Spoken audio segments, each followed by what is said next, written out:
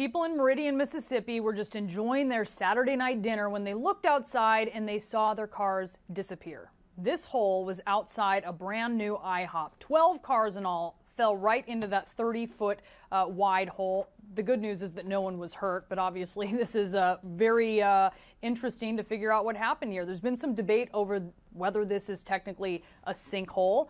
The public safety director calls it an accident. And joining me now to get to the bottom of this is Patrick Abbott. He's a professor of geology at San Diego State University. So, Mr. Abbott, explain this to us. What happened here and why do you say this is not a sinkhole?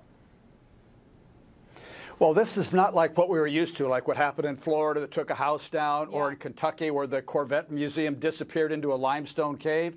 You can see the linear trench, the even walls, the width, and when you look carefully at the pictures of the walls, you can see the layering in sand layers. You can see weak, loose sand. I think what's happened here is the present has run into the past. That was probably a drainage culvert or some sort of a pipe underneath. Water moving underground has moved a lot of those loose sand grains, and now with construction and the weight of cars, kind of the straw that breaks the camel's back, the ground collapsed. Is this a freak accident, or is this something that you think could have been prevented? This definitely could have been prevented, but the trick is, we can be having some of this erosion going underground. In other words, these cities have past to them. We can go way back in the past and say, well, they had a drainage ditch here sometime, 80 years ago or something or other, and it's maybe lost to memory. And so if you don't know it's there, or there's no record that something like that formerly existed, you're inheriting problems from what folks did a long time ago. So who needs to deal with this, and how do you make sure that this doesn't happen, right there in the immediate area? Could this get worse?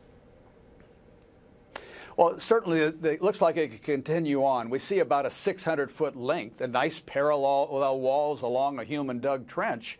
And how much farther does it go? Well, we don't know now, but of course now people are aware of the existence of this, and you ought to maybe do some drilling to see if you encounter this real loose sediment someplace else, and also try to figure out what it was. Was this some drainage system that has branches in it, other areas that might collapse now in the future?